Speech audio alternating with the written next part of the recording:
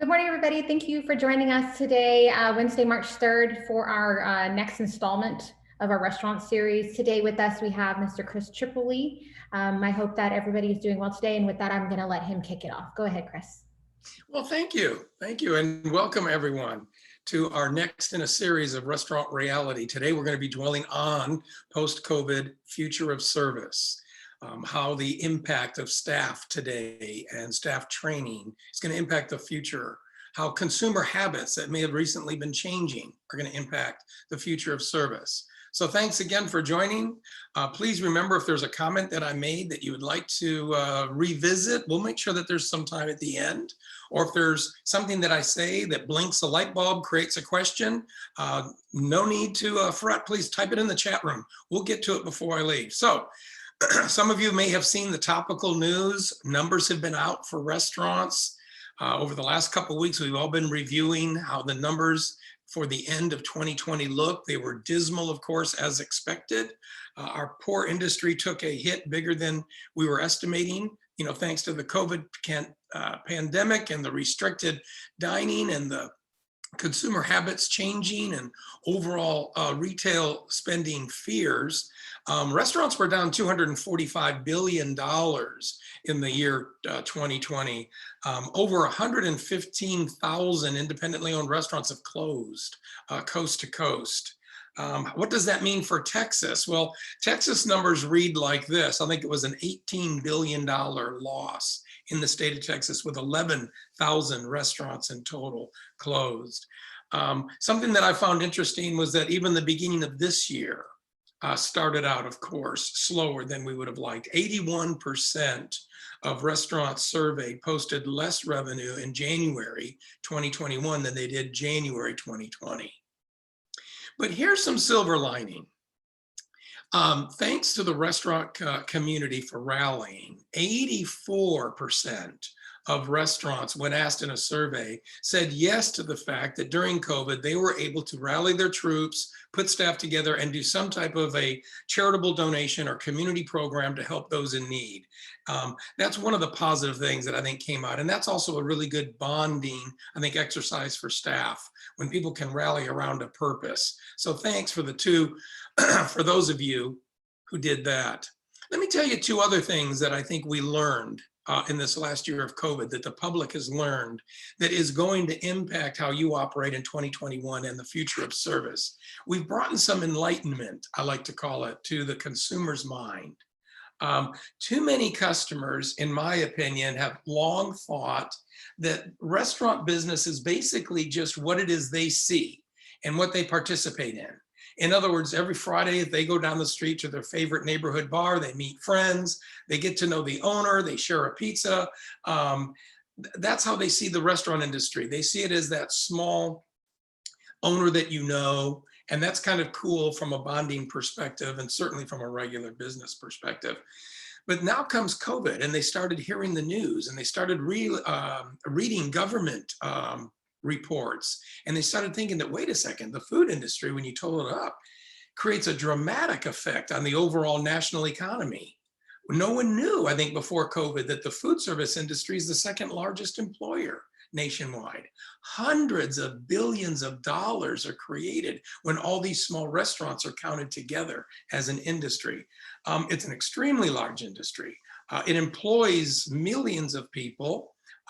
The amount of sales tax loss, the amount of revenue loss, the amount of payroll tax loss when restaurants impacted like they were in COVID is significant. So I think there's a greater appreciation for that customer now who might be coming in next Friday night to see that you play a very important role with others like you throughout the nation in supporting the community of our economy. Another thing I think people realized that was a myth that they kind of broke through COVID was how hard work the restaurant industry is for how small of a margin of profit. I think pre-COVID, too many times restaurant patrons think that you restaurant operators are rolling in the dough, and I don't mean bakery. I think they think that because there's a wait list maybe on a busy night, or because it's hard to find a table on a busy lunch, that you guys obviously must all be rich and famous. I think because they go to the grocery store and they see that they could get a steak for $8 or $9, but then they order a really good prime steak at a restaurant for 35 or 40. See, that gives them the feeling of, these guys are just making it. They must all be driving BMW convertibles. They're saving up for yachts. You guys are rich. Okay, comes COVID and PPP loans and SBA reports and other government things that are online, and they start realizing that, wow, this Restaurant Relief Act is something. Is it true that restaurants really operate for that slight tight a margin? And the answer to that is yes. Most of you operators out there know, and you advisors do from working with restaurants before, that restaurants do an awful lot of work for 10 cents on the dollar. In fact, the national average of pre-tax profit is a little less than that. The Gulf states seem to beat the national average. So most independently owned restaurants in Texas can operate on a profit margin of, say, 10, maybe 12 cents on the dollar. So that's the reason why it's important that we can have a tremendous amount of volume. More dollars in, more dimes coming our way.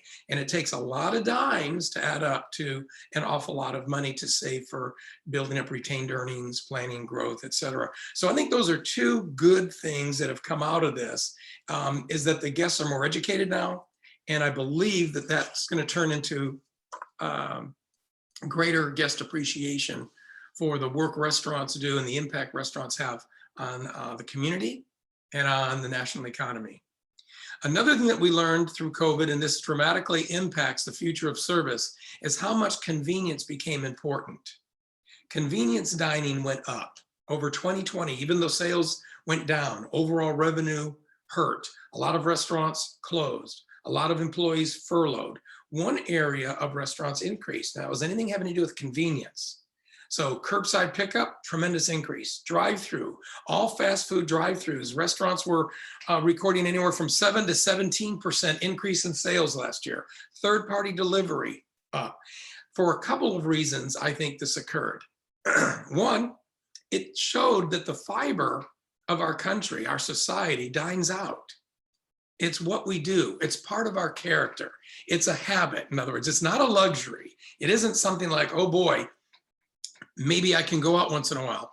Eating at restaurants, feeding the family, sometimes restaurant night at home, doing family meal on weekends, many times involves restaurants. So when COVID happened and dine-in closed and retail fear happened and social distancing took place and obviously our habits changed, many people quickly pivoted towards anything that was convenient. Go to the drive-through, call Uber Eats, do a curbside pickup. So you restaurant operators out there know, because you successfully pivoted and probably did very, very well by promoting and marketing your takeout and your carryout program. So convenience now has worked its way into becoming an expected part of service. So it's going to be something that's very, very important. It was also a big year, I think, for franchises. Many people leaving jobs that at executive level were looking for things to do, and too many large companies now laying off, for example, and not bringing all of their workers back is creating sort of I don't know, a little bubble of people looking to do things, and so restaurant franchising may be up. Interest rates are low. Real estate market is a little bit better because of the available sites. So I think that's something that we're going to be seeing. So a big year for continued convenience. And that's where we're going to start talking about service today, because convenience delivery, convenience through drive-through, convenience of getting my favorite restaurant meal set in the back seat by a curbside delivery host or hostess, the special packages that I could buy, the package to go, the thaw and serve, all of those things are creating a consumer trend. Don't look at it as a temporary fad because out of need of COVID. Please look at the fact that the future of our service has been impacted by convenience. Because even though I think people are going to be welcoming the fact that we can maybe have 100% capacity one day soon, and people are going to be welcoming the fact that they can go out maybe and feel better because more people are getting vaccinated. And so we can feel better about gathering as a group again. Don't be fooled that just because we're going to welcome that they may forget the habits that they've developed, where they've really gotten used to appreciating delivery, curbside, convenience, fast through. So is convenience service? We didn't used to think so. We looked at them as different things. Service was creating an experience for the customer, and convenience was something else. Well, today, I think the future of service is blending the two. So when you get that question asked, is convenience service? You better be saying yeah, because the better you are at convenience to the guest, the more value you're delivering to them, it creates greater impact. How many of you remember that when we talked about creating an experience for the guest, and that the service that we deliver is what creates the experience, that it happens within the four walls of our restaurant? Most of us were taught that, and that's why we really focused on implementing good, consistent operations, execute good daily operations, because that's what creates the level of service. Service creates the experience, and that's what people bond with, and that's how they will come back. I don't want to forget that, and I don't want to tell you that that's wrong anymore. I just want you to look at your four walls as growing. The four walls that create the experience are now more like 8 walls, because yes, they create the experience within your dining and bar area, but service is now being created in the outdoor area. Look how we've gotten used to sitting outdoors when indoor dining was restricted. Service is now being measured by the phone-in order and the friendliness there, because to-go orders are so much more on the increase. The curbside pickup, the accuracy of the website, the convenience of the website, the online ordering. So it's almost like the 4 walls that create the experience have become 8. That's our future. It's just expanded. We now include outside, to-go pickup, drive-through, phone ordering, online ordering. So it's changed, it's increased. So please take that as a takeaway today. Start taking a look at what kind of service programs do we have for those areas of our business. Because although regular dining is going to be coming back, the other areas of service, I don't believe are going to be diminished. They became important. We were trending that way anyway. They became more important due to COVID, and they're going to stay. So let's remember the formula of the 3 Ps of service. Restaurants start with people, add product to equal profit. It's still a people business, okay? And how we're going to develop our people, how we're going to get our service agenda through our people is how we're going to be measured and how our businesses are going to succeed in the future. So people plus product.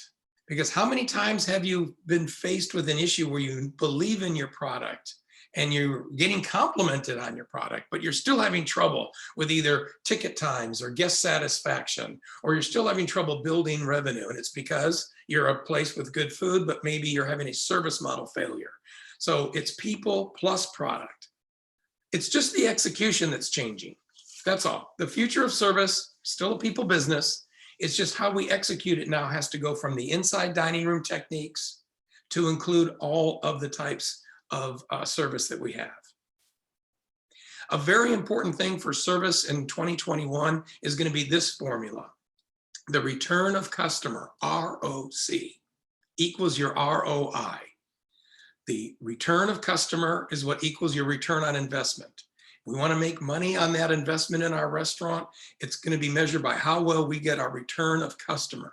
Now, return of customer typically means 2 things. The first one, I know you all understand, that's developing satisfied customers into loyal customers, people who've been there, people who like what you're doing. Then you want them to become loyal, which means they come more often, or they use you for different things.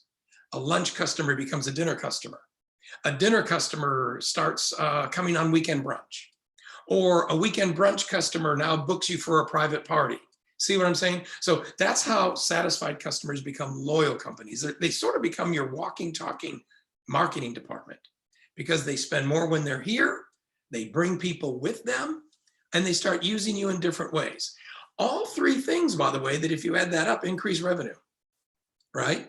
If a customer just comes in more often, or if a customer spends more money when they're here, or if they bring more people with them, it raises revenue. So that's part of what I mean by return of customer, is we develop satisfied customers that already know us, they already like us, into loyal customers by getting them to use us in different manners and get them to come in more often or bring more people. But the second thing, and this really impacts our short-term future of return of customer, means trying to develop the confidence level in our customers again. Okay, the confidence in going out has been shaken. So it's important to know that if we talk about the future of service, it's important to know the customers that we're serving. And right now, your customer base, I think, is split into two.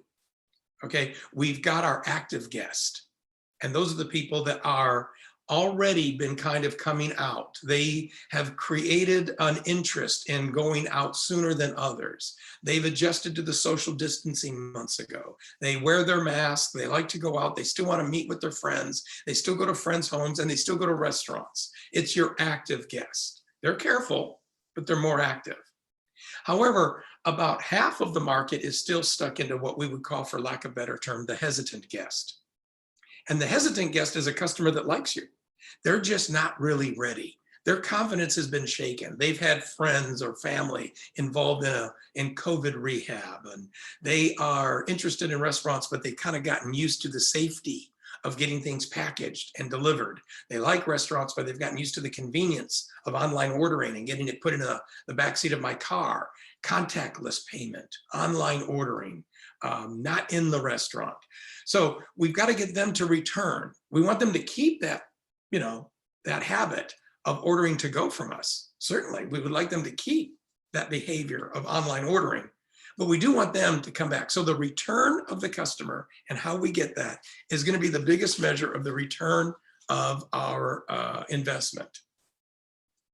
And why will customers return, you think? And why will they come to your place instead of others? I'll tell you why. It's going to be because of how they remember being treated, how they served, how they were served. Think about that yourself. When you're not busy running your own restaurants, or you're not busy advising clients, you're a customer too. You order from restaurants. You go to restaurants. So think about this. If you think about a restaurant experience that was just a week or two ago, you might not remember exactly what you served, what you were served. You may not remember exactly what the price of what it was that you were served, but you definitely remember how you were handled, how you were served. You remember the experience. We remember the people side. We remember the friendliness, or we remember the lack thereof, long after we forgot what something tastes like and exactly what it cost, don't we? So customers return because of the bond they have with your experience. And that's all about service. Service creates the experience. And if they are treated well, if they feel like they belong, if they are bonding with you, then that tells you a lot, because that means that they're going to be remembering you, top of mind awareness. And that means you'll get them to return to you, maybe rather than somebody else down the street. So why is this important? Why is this, how we get customers to return so important today? Why is it so important that we're discussing the future of service and how it changed due to COVID?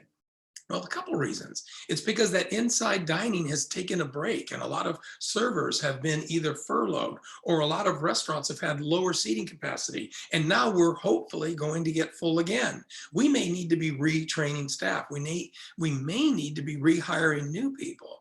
And so why is service and the future of service going to be so impacted? It's because most of the people that we hire to do customer service are coming from what I consider 40 years of a society that many people nicknamed the serviceless society.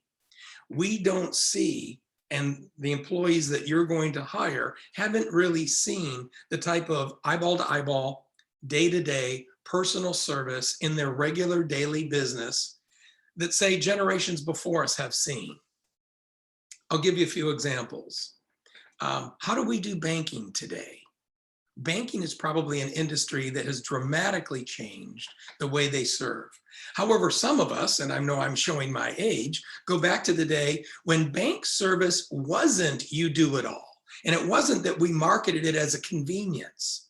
I see the same marketing that you do. I get all the blurbs. I get all the little emails from my bank thanking me for being a customer. And by the way, for my convenience, you can bank 24/7.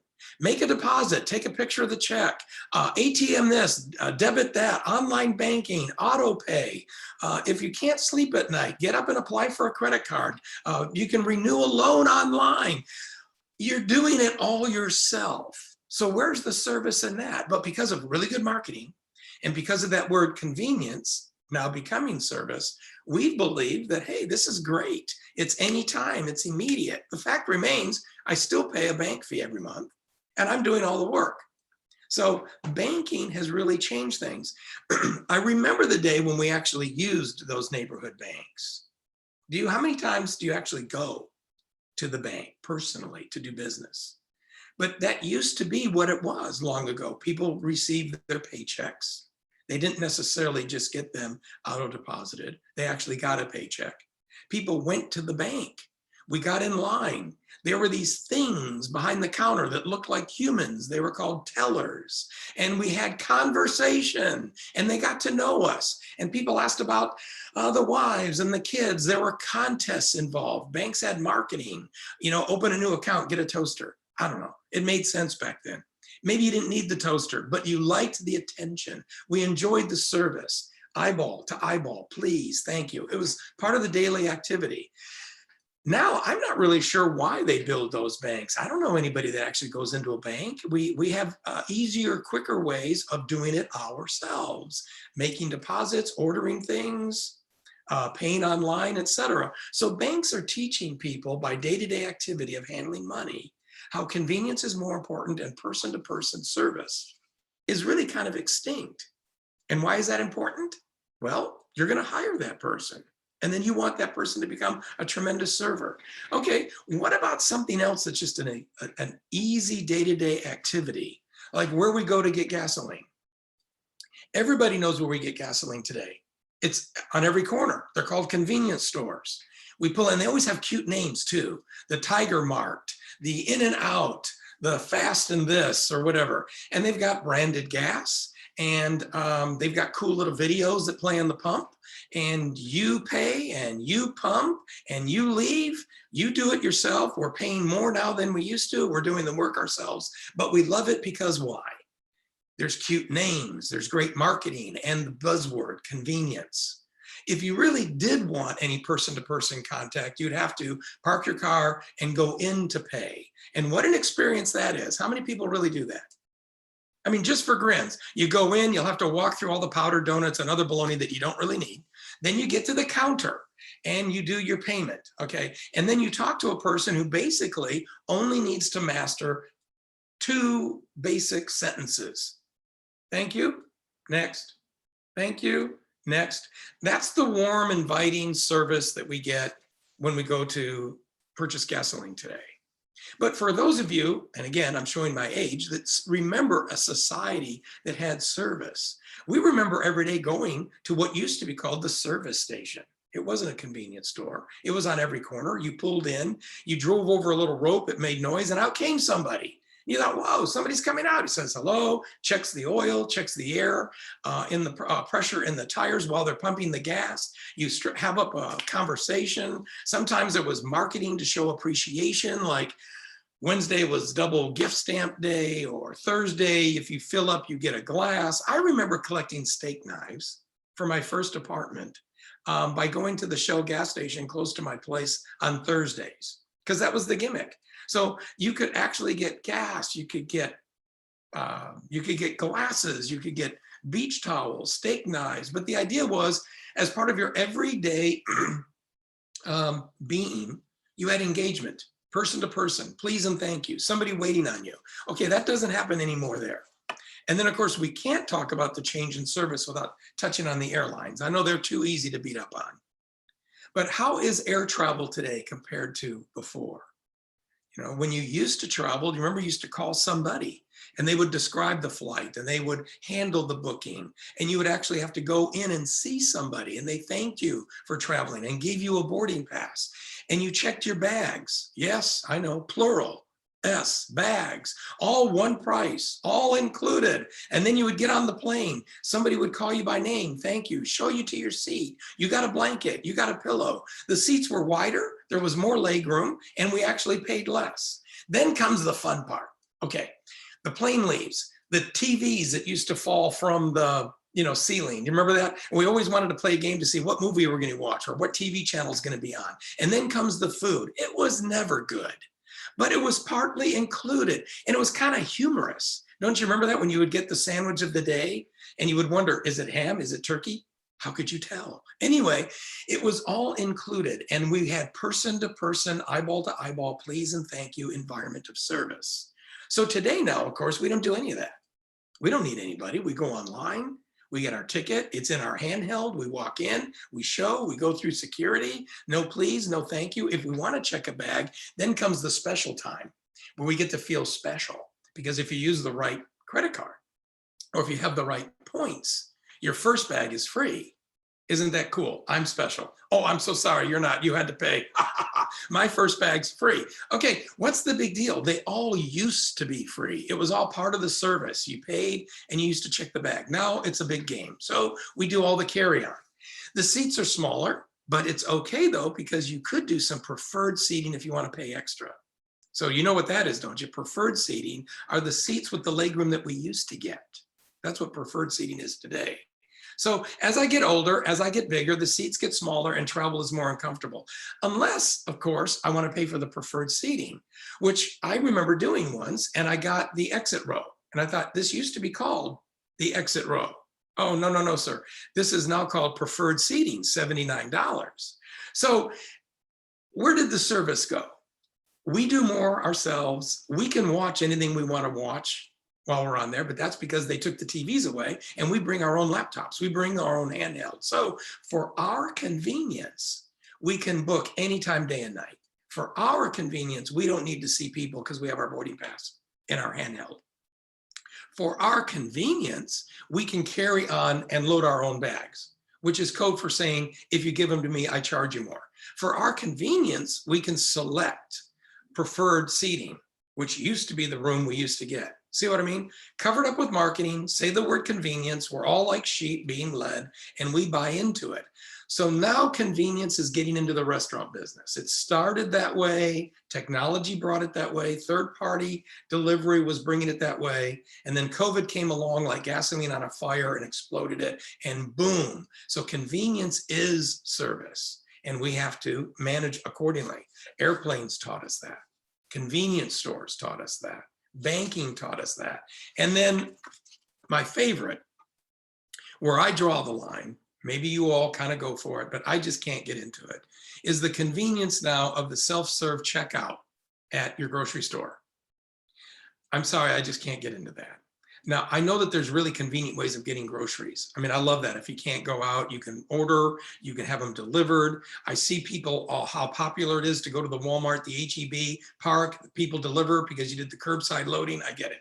However, I'm one of those that I actually like going to the store. I want to see what kind of produce might be on special. I like to pick my own tomato. I know. It's crazy. I do touch the avocados. Yes, that guy is me. I want to see exactly what I'm getting. So to me, it's kind of fun. I know that sounds a little nerdy. I plead guilty. I'm the guy that will look for those people on the weekends that have the little tables, and they normally are wearing the hairnet and they have the souffle cup and they're passing out little specials of sampled items, right? I'll get in line. I'll make conversation. I almost feel sorry for the person who's got to stand there on their feet passing out chopped ham or pieces of Spam and cheese. I'll make conversation. And you know what? If it's a product and I haven't bought it for a while, I might even buy it. I'm a sucker for suggestive selling. So what happens now after you do all of that and you picked up just what you wanted and you're in the cart and you get up there to go to checkout and you see that they've got 6, 7, 8 self-serve checkout, and there's the big sign, welcome for your convenience, express. Words like convenience, express. What's express about me loading and then unloading and doing my own beep, beep, boop, boop, then doing my own bagging and then reloading? I don't get it. And what's convenient about that? And where's the incentive? I mean, do you save 10%, 15% by doing your own bagging? No, but they make it sound so good. I even love it when the manager will take to the microphone and say, happy Saturday, welcome Kroger shoppers.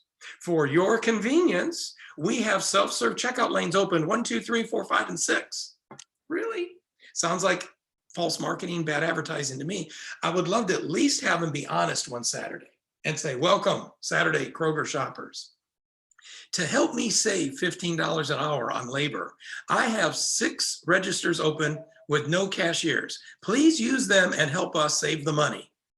At least it would be honest. So These are some areas that are impacting the day-to-day lives of people that we wind up hiring. So now you can see why it might be very, very important that the future of service includes convenience and includes different ways we find, we hire, and we select and we train our staff. Service is a little bit different, okay?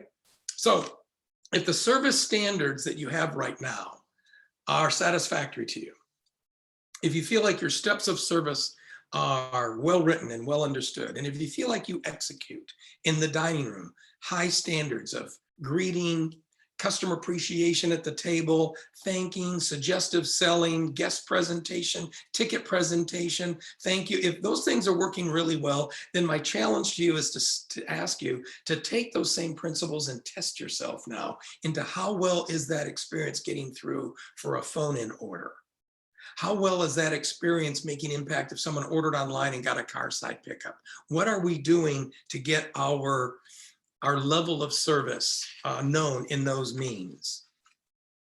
One way of finding out, and I know a lot of operators that'll do this, is you can't use your own phone. You don't want to be identified, but grab a friend's phone and call your restaurant and see if you get a phone order, that is perfectly by script, or see if you get a response like many times where somebody's hurried or the wrong person opens the phone, or it might go like this: Ralph's Burgers. What? Oh, to go order? Hold on. And then they go around and they do whatever they want and they pick it up. Were you being helped? Okay, I can take your order. What do you want? Okay, fine, thank you. Is that the experience you're getting? If you call your own restaurant, you might be getting that. Or are we going to include steps of service for curbside delivery, steps of service for our to-go ordering, our online confirmations? Are we going to be doing that with some level that gives you the experience that you would have gotten with the 9 steps of service I described at the table side? In which case you might be getting something like, thank you for calling Ralph's Burger, home of the double stuffed bacon burger. Yes, we do have a today's special. Can I tell you about the hickory barbecue burger? It's my favorite. Okay, yes. And what else would you like? And a fish sandwich with cheddar cheese? Sure. Would you like the large fries? Have you tried the chocolate shake? Okay, no problem. How about saving room for the fudge pie? Okay, well, maybe next time. Thank you very much. What's the name on the order? Well, we'll need 15 minutes. Thank you so much again for calling parking space number 2. Will you get something like that that's still quick? We know they're busy, but it's informative. There was some appreciation in the voice. There was some suggestive selling. And then what I like was there wasn't the disappointment if you don't get the suggestive selling. Too many staff drop the service techniques if somebody doesn't get, say, the double bacon stuffed burger, which is your daily special. And then by the second order, they stop suggesting it. But good service training will show that you recoup and you move on. Sure, next time. No chocolate shake? Sure, maybe next time. No room for dessert? Maybe next time. That's a nice way of thanking people for their order, but still reinforcing some suggestive selling. So the future of service is going to require a lot more of this. The future of service is also going to require a lot more of online ordering confirmation. Too many people are doing online ordering, and then they really get no personal contact. They go, they grab their bag, they leave. Or they go, somebody puts it in the car and they leave. However, what I've been noticing, because carside pickup is getting so much more popular, that some restaurants are getting inventive. And I know why they're getting inventive. They see convenience as part of the future of service. They see that this isn't going to go away. And they see that if you call and if you get a voice, you can get a little service. But if you're online and there's no person-to-person anything, and if that's the area of my business that's growing, then maybe I should do something there that can inject a little of my personality or give them something that sets me apart from all the other places that they're getting their third-party delivery from or picking up carside. So some of these things I've seen with a little text confirmation and thank you. Some of you might already be doing that. See, that's a good thing. So you sent in the order. You have to give them your phone number. You tell them what color a car is. They text you back confirmation of the order. Thank you very much for choosing Ralph's Burger. Please park in space number 2, and order will be ready in 20 minutes. So you get a nice little thank you along with the confirmation. And then here's the other thing that I've noticed that some restaurants do. So I park in space number 2. Out comes the person. And the person now knows my order, number 2, must mean Tripoli. So they'll say by name, Mr. Tripoli, did I pronounce that right? And your order was then they'll run through the order, then they'll put it in the back seat with a thank you. It's only 10 seconds, but at least there's some recognition, there's some eyeball, and there's some appreciation. And that's a good step. And then the final step is the cute little surprise. Like, how about when you get home and you open up that now? Why shouldn't there be a small little pre-printed with maybe the owner's signature on it thank you card? Thank you for choosing Ralph's Burger, home of the double stuffed bacon burger. Appreciate your order. Maybe on the back of that is a little stamped, don't forget our Wednesday special or whatever. So there's thank you, there's appreciation, and there's the little hook of suggestive selling. Okay, does that make sense? I really think these are the kinds of things we need to start thinking about, because the future of service is taking us into convenience, and not all of our customers are going to see us or experience us sitting at the table where we can take them from greeting, all the way through thank you. How about just a standard to-go order, where somebody might make it by coming in the restaurant, and they can then do a script and suggestive selling and thank you. How about a little additional service where there's actually some special online to-go only menuing? That's one way of showing a little extra service, where it's also a way of increasing your ability to serve properly and quickly. Do you know what I'm talking about? Some restaurants have done that, where they feel like, because curbside has picked up so much, I'm going to try to direct people to ordering some of our curbside special features. Maybe it's a larger portion, something that's popular for two.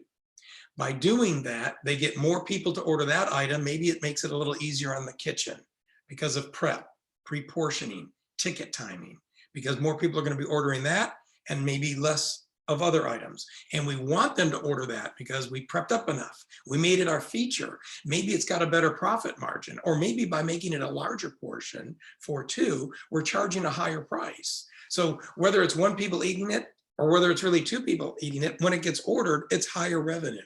So we might actually be getting a sales bump. Some restaurants are doing that. I think the future of to-go service, we're going to see a lot of that. I bet a lot of you are already thinking about that as people start coming back, and by the time we get into this summer, hopefully restaurants are 100% capacity, happier with their dine-in customer counts, but they're also noticing that maybe it's wise to still have a separate, well thought out, prepackaged family meal program for to-go only, so that there's value in being an online order guy. There's value in being a phone order guy.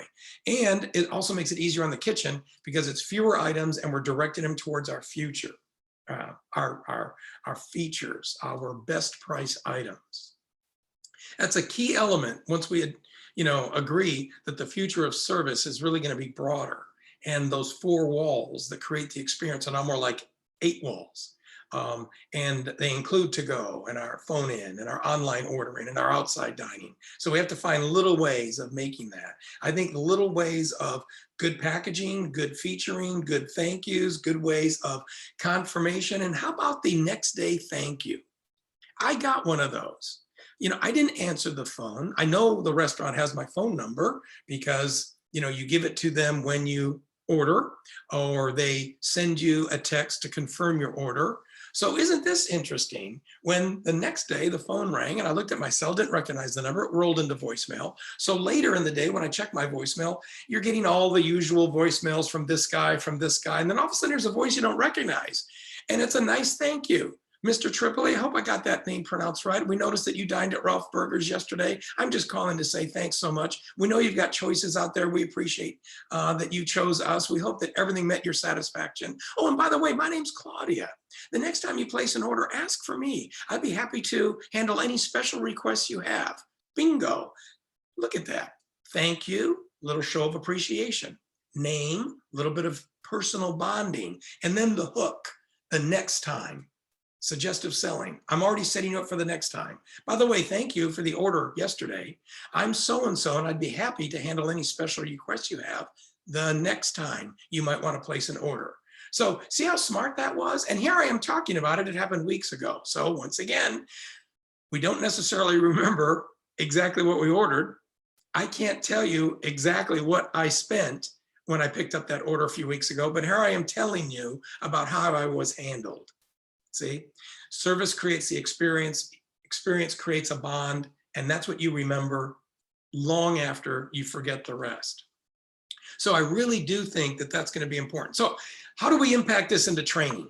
I want to spend a few minutes on that. This is not, I know, a complete management development or server training session. We'll have more of these principles in those sessions, but it's impossible to talk about the future of service without asking you to rethink the future of how you're training people in service, the people behind the counter, the people in the dining room, the people behind the bar, the runner to the car, the phone order person at the front door.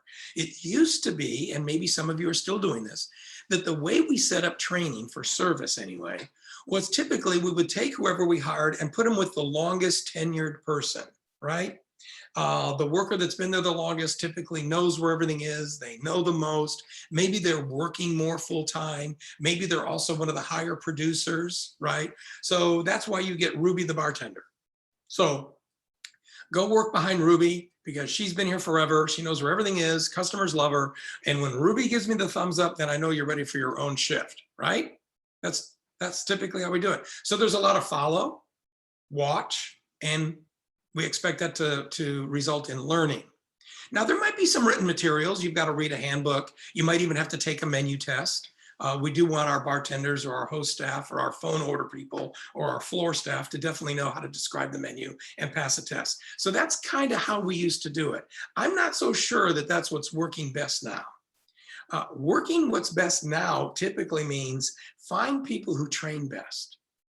If you really want your message to come through clearer, maybe Ruby, just by virtue of the fact that she's been here long enough and customers love her, or just by virtue of the fact that she works full time and knows where everything is kept, maybe doesn't have the best traits to actually bond with people, train people, answer questions, maybe has absolutely no interest, quite frankly, in being a trainer.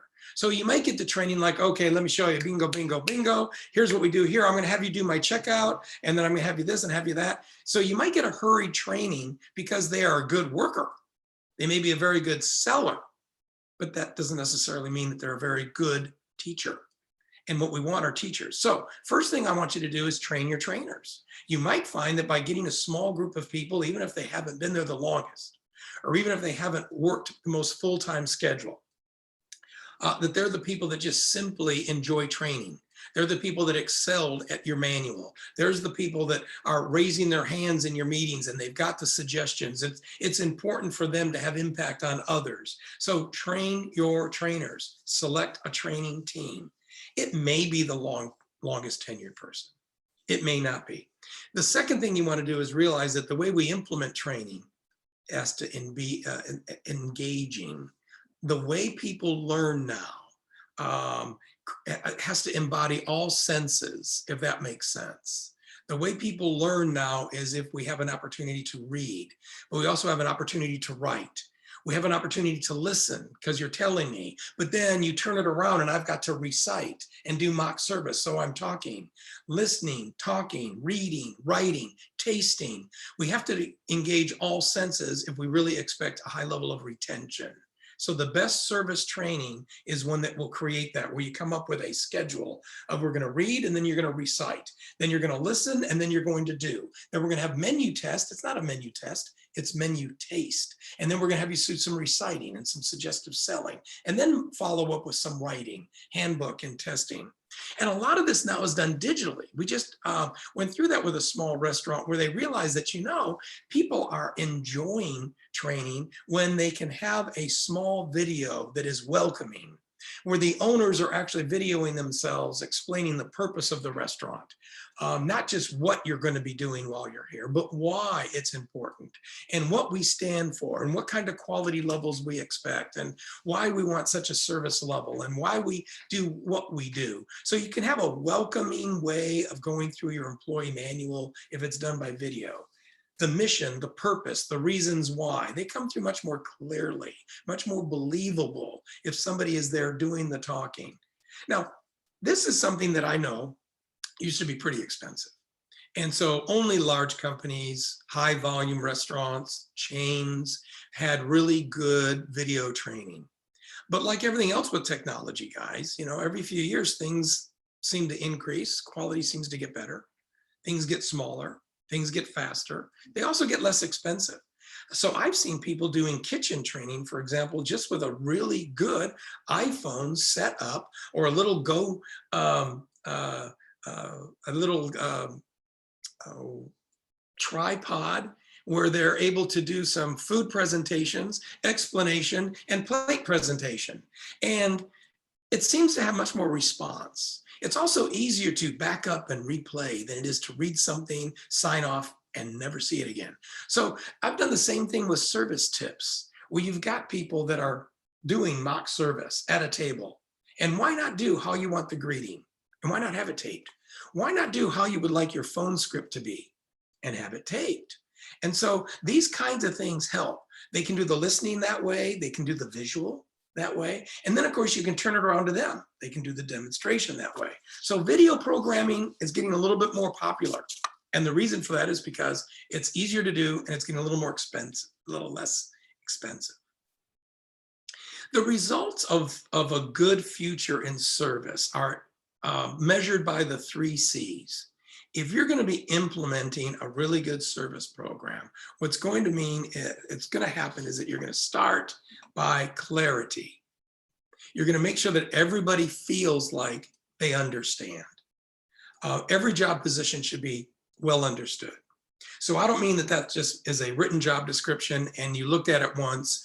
I mean that everyone from host and busser to server to the counter line person, the bartender, understands their role, what they do, why they do it, how it fits in with the team and why it's important, and how the guest service works with all of us working together. There should be clarity of what the owner and manager's objectives are, what the targets are, what the purpose and mission is. Everything needs to be clearly understood. And the reason for that is with understanding comes comfort. I'm more comfortable. I have a sense of belonging if I really understand better. If I kind of understand, but I don't really understand totally, I get that little deer in the headlights look, or I'm walking on eggshells. So where I'm comfortable means I'll work with confidence. A confident worker seems to be happier, produces more, stays longer. So you see how everybody wins here. So make people comfortable in their knowledge. They'll be more confident in their service. They'll do better with higher sales. They'll stay longer and everybody wins. So clarity is number 1. Number 2 is communication needs to be daily, needs to be regularly. You need to underline service tips. So that means if every day you have a really quick shift meeting, it can't just be, hey guys, here's the daily special. I know you know all about the fish sandwich. It's Fish Sandwich Friday again. Go, go, go, sell, sell, sell. And then too many shift meetings start throwing things in there that don't really have anything to do with that shift. They just have things to make the managers feel better. Like, let me tell you about the guys that are parking in the wrong place. Stop doing that. Why is your apron dirty? And this and that. And I've got 2 needs for a Friday night shift. So that's not really motivating. It's not informing. It's not helping me sell anything. Not that those aren't important items, but communication every day needs to help the staff dwell on service. Those other items need to be separate, one-on-one, about the schedule change or about the dirty apron or when I parked in the wrong place. And then the final C is consistency. If leaders of service, the managers on the floor, are consistent with their execution, consistent with their expectation, okay, then again, it breeds comfort. And where I'm comfortable, I work more confidently. Where I'm confident, I produce more. And that's really what you're all after. So remember, that's the measuring stick of a really good initial training program is, did it create clarity? Is everyone well understood? They know how the team fits? Okay, am I communicating? Am I listening? Is every day something dwelling on service and the importance of service? And do I maintain consistency with my expectations? That's going to help you with the future of service, but that's only helping with the initial training. When we get into our training session, we're going to talk a lot more about why it's so important to have a continued service training. The daily information works well, but only if we also have weekly evaluations of how it works. Only if we have really good, well-motivated quarterly meetings that help people stay educated on service. Not a quarterly meeting where everyone has to come in and get the complimentary breakfast taco so that we can yell at them for all the things that are going wrong. No, I mean a service meeting where we get people to sort of refresh on the basics and be reminded of the importance. And maybe a vendor comes in that teaches a little bit about the product that we're expecting them to sell more. Maybe it's liquor, beer, wine, maybe it's the meat purveyor to talk about the uniqueness in your aging process. And that's why the double stuffed bacon burger tastes the way it does. These are the kinds of things that I think are important. So in the future, there's always going to be service. Always. We are a people industry first, as I said. But it's impossible to talk about the future of service without preparing you for the impact of convenience. And to keep our convenience winning, where we find a way of balancing the convenience, the speed, the technology that customers are expecting with the personal touch and the personal service, the appreciation, suggestive selling, and thanking that they deserve. So because we're a social people, no matter how convenient we're going to be, we're still going to be appreciative of service. So you need to keep your normal standard. We just need to execute it in a newer, quicker, more online, more high-tech, more mobile manner. So thanks again for your attention today. Those are the challenges that I kind of call the future of service. I think they're general enough that these principles might help if some of the listeners are counter service, some of you are fast food with drive-through window, and some of you maybe are full service or high end. I hope that they hit a button for you. I also hope that we've got about 4 or 5 minutes left. So just in case there is something you'd like to visit again, or a comment you'd like to make, or a question, we can get to them. Chris, I do see in the chat box, Randy stated tipping is a part of waiter pay plans. Should commission selling be part of implementing steps of service and suggestive selling? Oh, that's a good question. From time to time, I think a well-positioned reward system or incentive to reward the team. I like team bonuses. So the first part, yes, people are basically going to be earning tips. I like the fact that people are earning tips on to-go packaging. I like that people are adding a complimentary add-on when they do an online order, or tipping to the car side pick, because it used to be, when takeout business was so little, that I think a lot of consumers felt like, I don't do too much takeout. No one really served me the food. I'm going to take it home and serve it myself. So there was very little tipping there. There was only tipping if I sat at the bar or if I sat in the dining room. So the good news is I see that broadening now. I see people tipping when they're receiving service in other manners.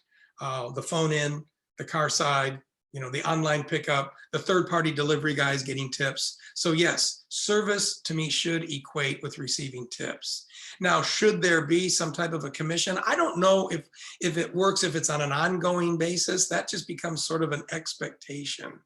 But I do think that well-developed short-term incentive contests, especially if you create sort of a team where maybe the entire restaurant can share. If we hit a certain sales mark on items, then the house is going to contribute something. It's gift cards, or it's a reward of a certain percentage of that increase to be shared among the staff. I've seen those before, and that really works, not just to reward the selling, but in addition, it does the reward of the selling in a way that creates sort of a team, a bond. I'm the kitchen guy. I want to serve more of the item. I want to make sure that that item is done correctly. I want to make sure my ticket time is really quick so that the server's happy and selling more. Why? Because I know that at the end of the week, if we hit the target mark, we all are going to get something. So from time to time, do it. Make it more of a team rather than just a commission to a salesperson. That's my thought. Awesome, thank you. If it is a little bit easier for the participants to take themselves off of mute and ask the question to Chris, you're more than welcome to do so. I do want to draw attention again, within the chat box, I did add the survey. Please, if you have time, fill it out. Tell us what you thought. If there's any suggested topics future that you would like to see, let us know. And again, we will be bringing Chris on as a consultant. So if you are an SBDC client, you're more than welcome to utilize his services. Just reach out to your advisor. If you're not an SBDC client, go ahead and click on the link below to sign up for one. And then we will actually, let me pause, see if there's any questions first.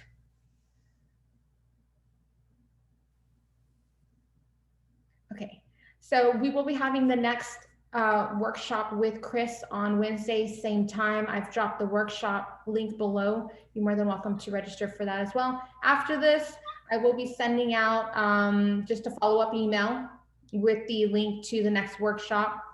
Again, if you have any questions, please feel free to reply to that email. And with that, I appreciate Chris and all of you joining us today. It was a very lively conversation. I enjoyed a lot of what you said today, Chris. Well, I'm so happy. I'm so happy. I love doing this. I hope everybody gets something out of it. And I hope I get to see you guys again. Come check in next week. Yeah, perfect. All right, with that, we'll close it out. Thank you, everybody, for joining us today. Have a great day. Bye.